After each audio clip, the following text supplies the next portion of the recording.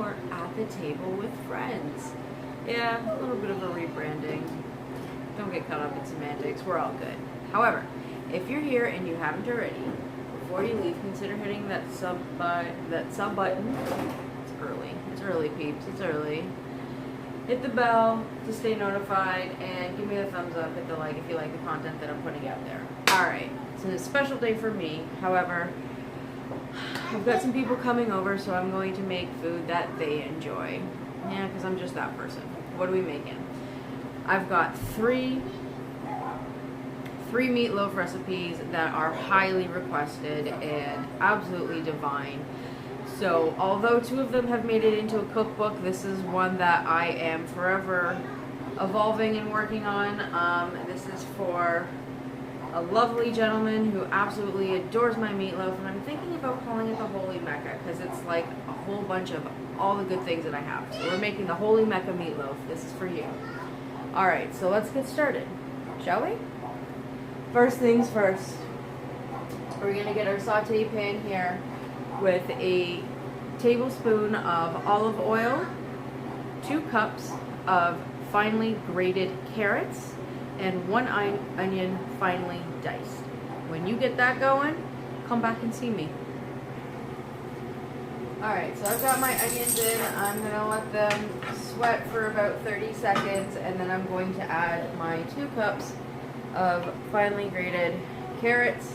We are going to be using total about a cup of your favorite barbecue sauce. I recommend something smoky, a little bit of mesquite undertone to it because we are doing a meatloaf, but your preference, whatever you prefer. Half a cup of barbecue sauce is going to go into our vegetable mixture. Now you can just do a veggie meatloaf if you want, and I do have a recipe for that. Stay tuned. But if you're with me and you're a meat eater today, well then this is the meatloaf for you. Okay, so we're going to get all of our carrots in here, and we're not going to season this with any additional salt or pepper. Okay, we're just going to let this kind of sweat out for a little bit. The barbecue sauce has enough of the seasoning that we need for this dish. And I just want to note that if you're in a rush, you are going to want to let this cool before adding it to your cold or room temperatured protein, your beef. Now I am using a mixture of beef and pork, but I'm not going to put piping hot veg on top of cold pork and beef and mix it in. Not going to do it. So I am going to let this sit. This is a fantastic prep ahead dish. It is 9:30 in the morning here, and this will be dinner at 5:30. So I'm making this 8 hours in advance. I will bake it when I need to bake it, but I'm going to get everything in the tray ready to go. I'm going to properly cover it and in the fridge until about 4 o'clock, 3:30, pull it out, and then in the oven. So we're going to let this sweat down, and once some of the liquid has secreted from those carrots, we're going to add a half a cup of barbecue sauce. Alright guys, it's looking nice, it's looking great. I did turn the temp down to low, but just so I could make myself a coffee. Alright, so we're going to add in about a half a cup of your favorite barbecue sauce. I'm using what I had in the fridge, which is a Bullseye chicken and rib. I do like the Bullseye brand itself, so I made a mess. Oh shoot, I mean, so anyways, yeah, whatever you like, guys. It's really early for barbecue sauce, but it's yummy. Alright, we're going to turn it back up. Now, you're going to want to be careful in that there are lots of sugars in your barbecue sauce, and when you apply heat to them, such as in a saute pan, they are going to caramelize, right? Your sugars are totally going to caramelize, so we're going to give this a lovely mix. I think I need to add a little bit more. I think that was more of a 1/4 cup that I added. There we go. Let's bring you down just a little bit. Blessed. Alright. Okay, so we're going to mix this all in, and we want it to caramelize, so it's not that we don't. we do want the onions and the carrots to caramelize with that barbecue sauce. Otherwise, we just would have mixed it all in there, right? So we are going to allow it a chance to crisp. I just want you to be aware that it can go from lovely caramelized brown food is good food to hella burnt real quick, okay? So just be aware. I'm going to let this go for about 30 to 45 seconds, and then we're going to come back and we're going to turn and mix, and then you should totally see what I'm talking about in terms of the caramelization. Alright. I can smell it throughout the house. It's lovely. It's nice. It's starting to turn golden brown. That is the perfect caramelization. It's the perfect stickiness. The sugars are developing. They're working. Okay, so we're going to turn it and we're going to let it go another 30 to 45 seconds, and then we're going to put it in a bowl just to cool down, at which point we're going to get the rest of our meatloaf ingredients situated. Alright guys, it's looking lovely. It smells fantastic. So I'm just reusing the bowl that my shredded carrots were originally in, because I don't feel like washing a bunch of stuff before 10 a.m. It's supposed to be a nice day, so I want to frolic outside with my littles. And again, the reason why I adore my Curtis Stone pans is because I legit just need to take a cloth to this and just wipe it out, and it's clean. Actually, let's go ahead and give that theory a test. Test that theory. I'm going to wet it ever so slightly. Okay. Oh, the lighting is terrible. There we go. Careful not to burn myself.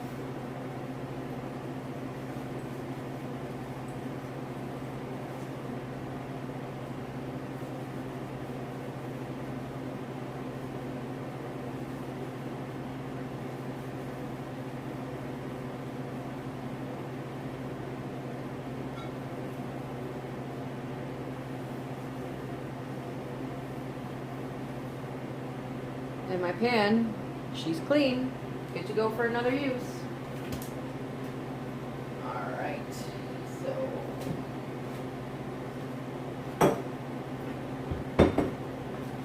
okay, let's get everything going for our meatloaf, shall we? Alright, now when I make any meatloaf, regardless of what recipe I'm doing, I always mix my wet ingredients first. This way I know when I add my protein, everything is going to be very well incorporated. So, first thing we're going to do, because we're using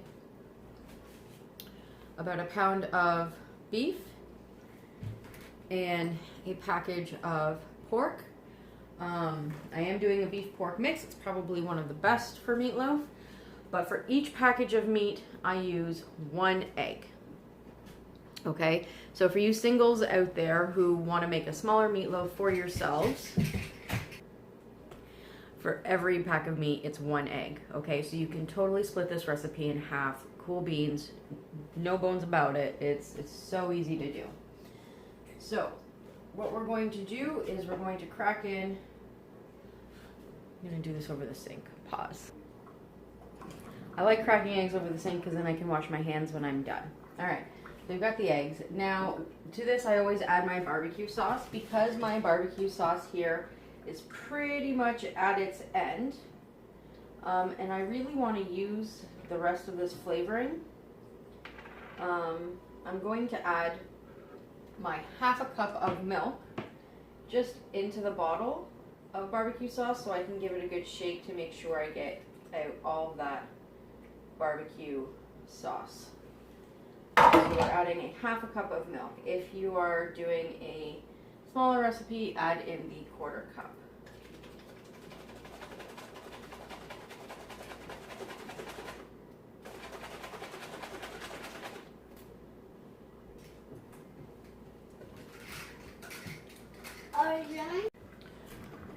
Okay, so I I knew I was going to run out of barbecue sauce. I did get another one. It's okay, that's a different flavor. I'm not worried. So that was about a 1/4 cup. So I'm just going to add the other 1/4 cup to make it a 1/2 cup of barbecue sauce, because we were doing a cup total for the recipe, right? Okay. And then we're just going to give this a whisk. Now we're not adding any additional salt or pepper, because we're going to also add in a pack of onion soup mix. Okay, so we mixed it all. It's all incorporated. It's lovely. We're going to add in our pack of onion soup mix. Now, you can use whichever brand you want. Doesn't matter. It's onion soup mix, guys. It, you know, like, so, yeah. 1 pack. Alright, and we're just going to mix it. So, yes, it is going to be oniony. It's going to be smoky. It's going to be mesquite. It's going to be lovely. Now, we are also going to be adding 2 cups of grated cheese. I'm using a nice sharp cheddar. It's about 2 cups. We're going to mix in half of it with our meat mixture and reserve the other bit for kind of on the meatloaf itself. It's not weird. I promise you, it's alright. Alright, so now we're going to add in our mixture. Have your bowls ready. I'm just using a 9x9 kind of pan here. It's totally fine. Whatever you want to use, go ahead. Don't forget that your meat will shrivel. Okay? So we're going to add in our pork. And I'm going to be using one hand to do all of my mixing, and I'm going to be keeping one dry hand, okay? So that I can maneuver around the kitchen and I can get things as I need them and know that I am not cross-contaminating. Now, give this a really good mix. You are also going to be using 1.5 cups of breadcrumbs that I do have handy and ready. If you want, you can substitute some of that for oatmeal or for some cooked quinoa. That would be really nice and lovely. I like this angle better. It's a little, there we go. So anyways, are you guys meatloaf fans? I am not a meatloaf fan. I do not enjoy it whatsoever. So then why would you make it? Well, because everybody here really likes it. The littles are in love with meatloaf. And I do have some company with some social distancing happening this evening for dinner. And it is one of, it's the Loris. It's Lori. It's one of her favorite dishes. So I'm going to get this all incorporated. And when it seems to be, well, I think we're there actually. Just going to feel the temperature of our vegetables here. They're feeling nice and lovely. So I'm going to go ahead and add in our veg. And we're going to give this a nice mix. Oh my gosh, guys, it smells really good. Now you can even double up on the vegetables. You can add mushrooms if you want. Really let your kitchen be your canvas, guys. Like seriously, whatever you want to do, have fun. That is what being in the kitchen is all about. You don't have to be perfect. No, not at all. All right, so now we're going to add in half of our cheese.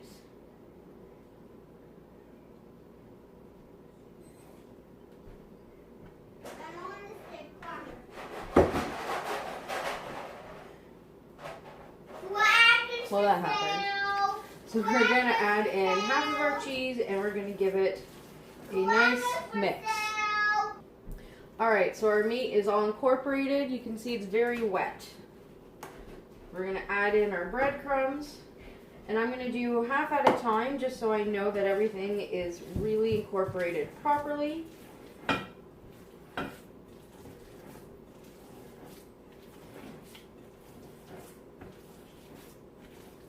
I don't know. I know that, like, meatloaf is one of those dishes that when you get it right, it is fantastic. It's a comfort dish.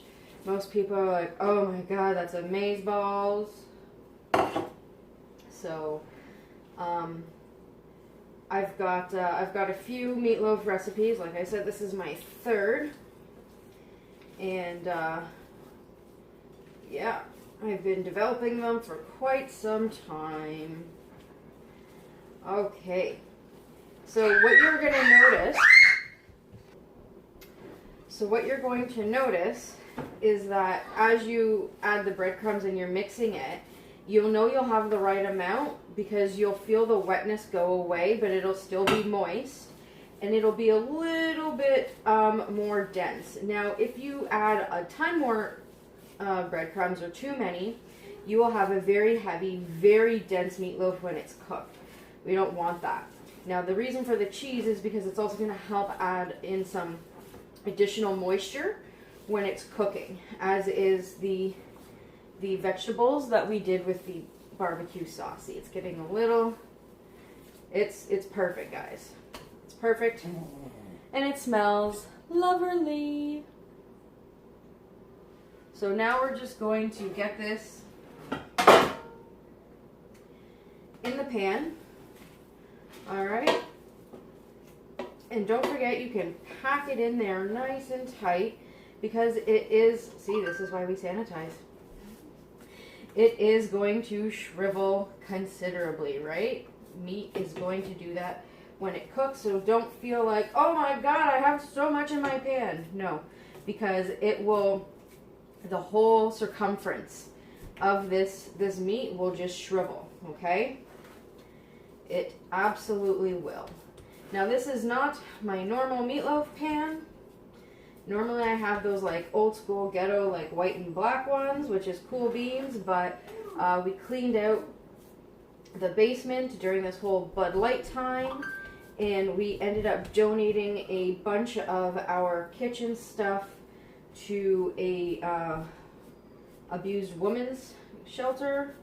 So you don't, I was like, you know what, in the few times I'm going to use it, I will make do with what I have, and it's fine. If it's going to a good cause, cool beans, like, I'm okay with that. Alright. So I'm just going to tuck it in everywhere. And don't forget, again, this is all going to shrivel, so I'm not concerned that it looks like a giant loaf of meat. I'm not. Okay, and then I'm just going to put the cheese on top. And just before I go to the oven with this, this step here is optional. I am going to smother it in some additional barbecue sauce. Okay, and that's just going to make everything really, really nice. It's a lovely glaze. You can add some brown sugar to your barbecue sauce, but I feel like it's got enough. Okay. So I'm going to stick this in the fridge until I'm ready to go, and I'm just going to pat in the cheese, making sure that it sticks. I mean, it's cheese, it's gonna stick, y'all. It weighs like 7 pounds. There you go. So I'll see you in about 8 hours when we're ready to go. If you're ready to go now, go ahead and preheat your oven to 385 degrees. If you're putting barbecue sauce on, put your barbecue sauce on, and 385 degrees for 45 minutes with a lid, no lid, for 15 minutes to get all that caramelization, and then we're gonna let it sit for 10 before we slice it. Guys, I'm hella excited. Okay guys, we're ready to go in the oven here. Woo, you're a little taller than I thought. Okay, so we are going to just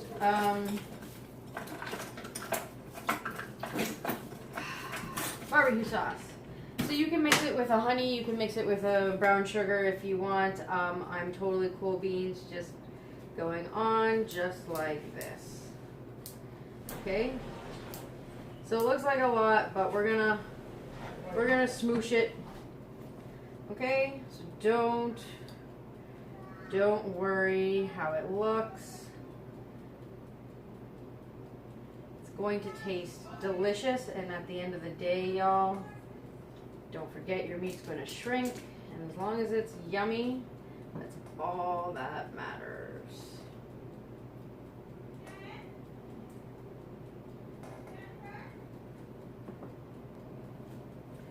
All right, y'all.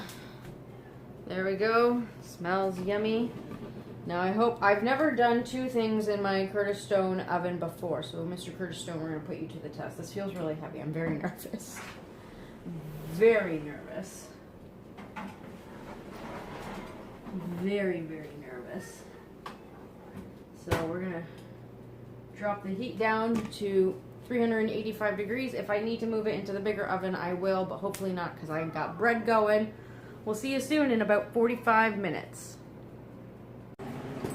Okay guys, the meatloaf is sitting at just about 155 degrees. I'm going to take out my toothpicks and stick it back in a 425 degree oven for about 2 to 5 minutes, which will bring it up to temp, and then we'll get her out on a cutting board so you can take a look. Okay guys, I've taken her out. You see here how it's shriveled in size. Now normally I don't use this to make meatloaf, at least not this size. I do have people over, so a nice little trick as well is, especially if it's under, which this should not be, is especially when you go to a restaurant, a little clarified butter after your meatloaf has been sliced, and a nice sear that helps lock in the caramelization. So we're gonna let it sit for 2 minutes or so, and then I'm going to transfer it to a cutting board, and then we'll take a look. It may just fall apart because it may just be so tender, and you know, that's okay too. Alright guys, I got it onto the cutting board without it breaking. Cameo, this is Kimberly, aka Kimami. Kimami. And this looks delicious, guys. Oh, I wish you could my. smell it. Oh my god, my mouth is drooling. Alright, well I'll let you take a piece. There you go. Burn your face. I was just about to say, is that gonna like burn? Ow, ow, ow, I can't even, It's I can't even hold it. Alright, let's break it down while Kim and me gets break. Alright, so the pork in it, no, they need to see you taste it. She's much taller than I am. Sorry. That's okay. Like my dad. Ooh. Ooh. Yeah? Mm-hmm. Is that a new recipe? It is. It's the Holy Mecca. Yeah. Okay, yeah. come over here so they can see you. Okay. You and all your prettiness. Alright, so a pork, $3.50. The amount of ground beef I use, because I get it from Costco, $3. So $6.50. I mean, if you get barbecue sauce, it's on sale, $1, maybe $2. We'll say $1. The amount I used was probably 50 cents, so we're at $7. The eggs, the breadcrumbs, let's give it another $1 to be generous, that's $8. This can feed, and will feed 6 people tonight with leftovers. Oh yeah. Enough for lunch next day. Serving it with some, whoops, I should probably shut that off. Did you see what was in here? No. Some roasted potatoes and carrots with onions. Some rosemary. So this is probably about $1.50. Let's say $2. So right now we're at $10.